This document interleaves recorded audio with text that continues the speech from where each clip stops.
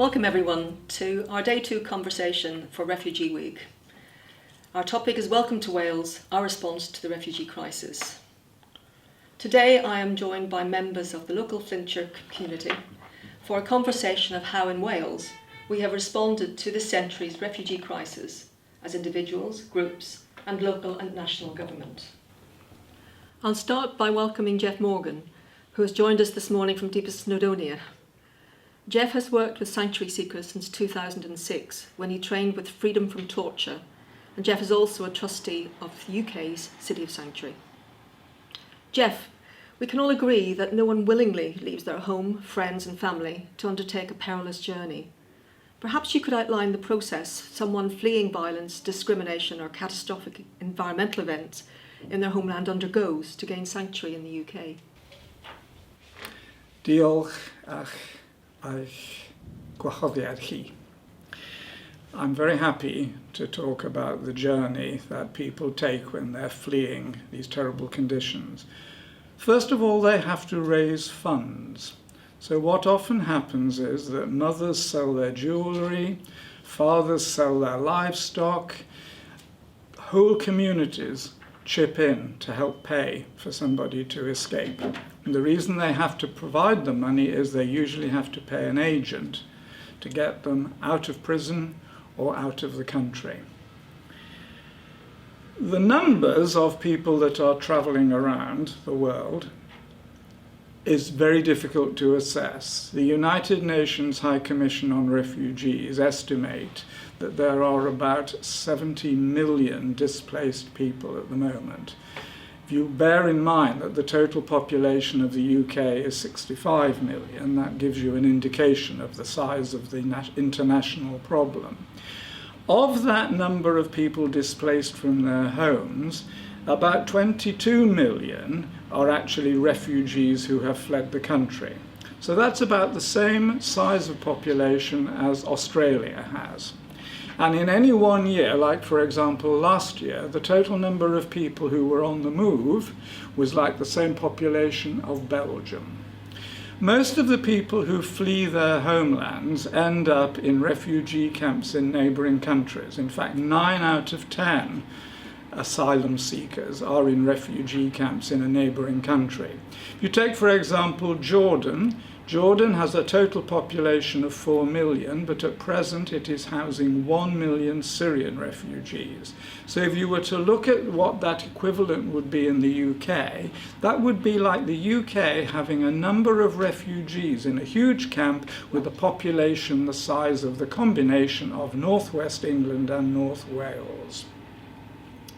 At the moment, the government claims that there's an estimate of 109,000 active asylum claims, of which 52,000 people are awaiting a decision, and 40,000 have been waiting over 12 months. And I know asylum seekers who have been waiting 12 years for a decision of whether they can have leave to remain in our country. In Wales, there are an estimate of between 2,000 and 3,000 asylum seekers at the moment, and there are 10,000 settled refugees, but they're only settled for a 5-year period when their claim will be revisited. When you consider that the total population of Wales at the moment is just over 3 million, 10,000 is a very small number. What happens to an individual when they attempt to get to this country is that they face tremendous ordeals, as we all know, in poorly seaworthy boats, in the back of containers, under lorries, in the wheel arch of lorries, for example, crossing the channel. When they come here, there is a very unfair system. On immediate arrival, they are interviewed by border guards, and they are exhausted, they don't know English, they may have an interpreter who doesn't actually speak their particular dialect. And so they give a very brief information about why they are fleeing. Many weeks later, they are invited for a substantial interview by the Home Office. This is a usually 4-hour-long ordeal involving about 200 questions, which are very cleverly posed. And what happens is that in the interval between arrival and having that initial interview and then having the substantive interview, the individual has seen a lawyer who has explained to them what the rules are about getting asylum. So they're able then to think about their story and present it in a true way, but in a factual way. And what happens is the Home Office lawyers find discrepancies between what was given in the initial interview, when the person was exhausted, and what is then given in the more thoughtful reflection that they submit. Following that, there is a decision made by someone who has never met the asylum seeker. These people have limited training, as far as I can gather, and I have been involved with people seeking sanctuary over the years, hundreds of people, and I have attended many appeals which come later. Priti Patel in the new Immigration Act is talking about firmness and fairness.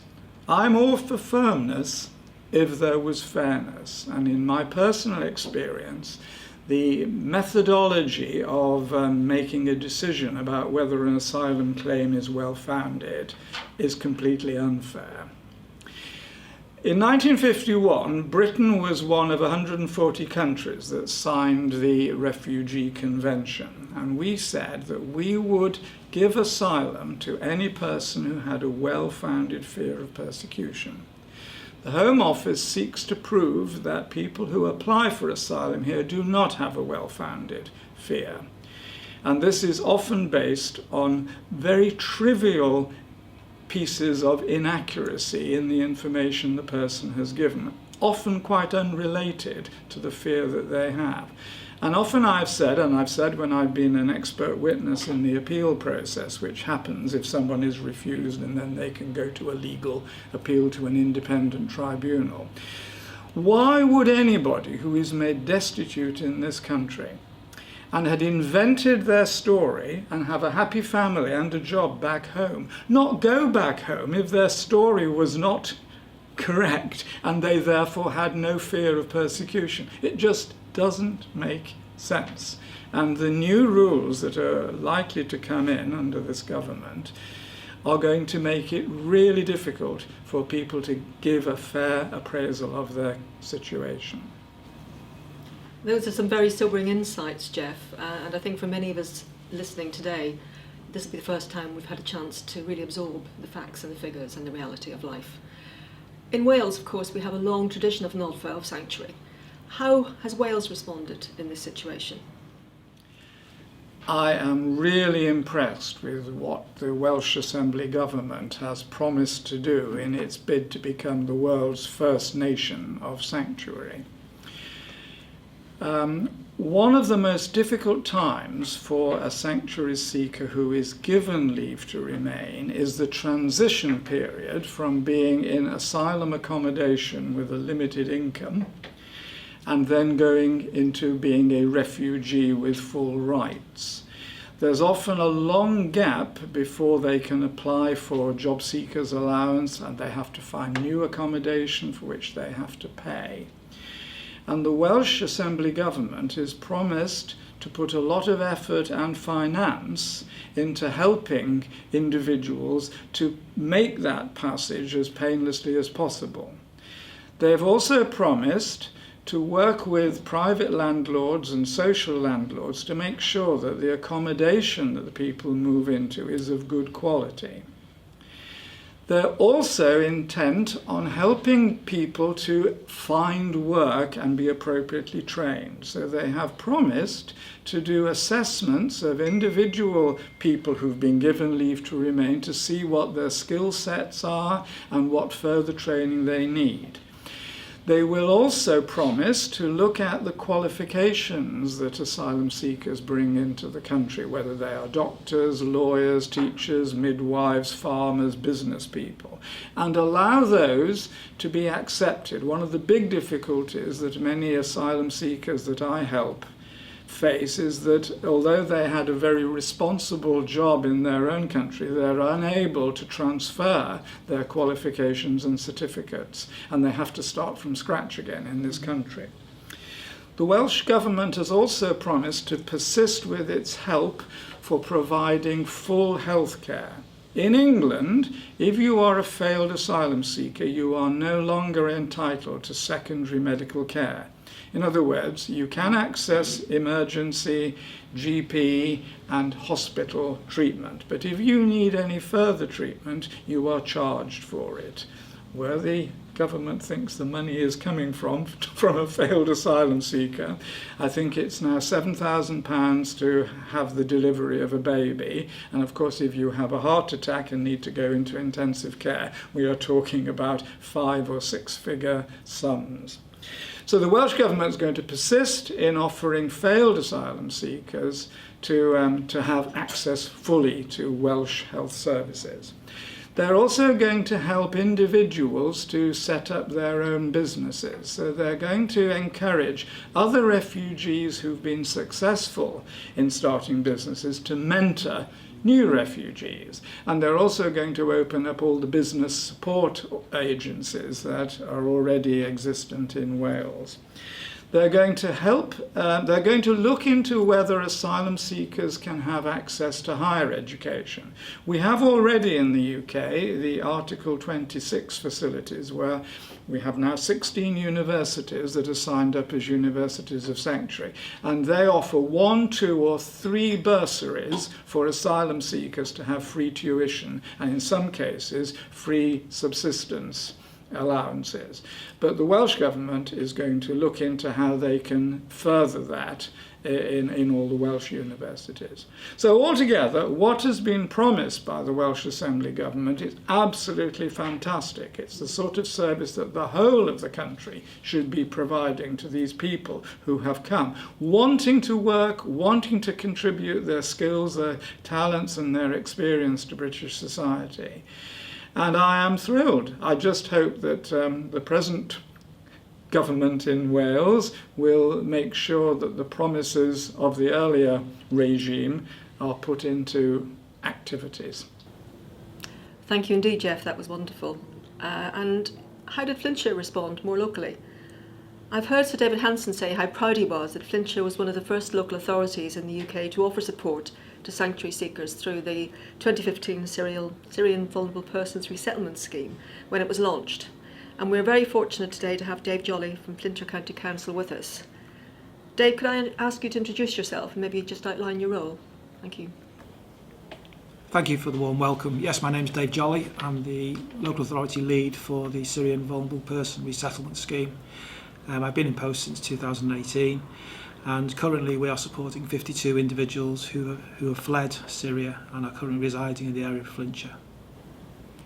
Can you outline for us what the process is whereby a family is assigned to Flintshire, how you prepare for their arrival, and what ongoing support is provided? And also if there are any outstanding successes that you've been involved with, without of course sharing any personal information. For me, it's very much business as usual now. I think without the support of the City of Sanctuary and British Red Cross, our families would be in a really difficult situation. But the synergy moving on forward now around the day-to-day is there. Our commitment as a local authority is to continue to support these families, but also to encourage other families to come to Flintshire. So as an authority, the Chief Officer team have agreed to accept 2 families per year going forward for the next 5 years, which is a huge commitment. Not only from public funds but also from officer time, and also the support and building on the good work that we have with the Synergy team, the Sanctuary team and British Red Cross. So for me it's onwards and upwards and more families coming to Flintshire, which is what we want.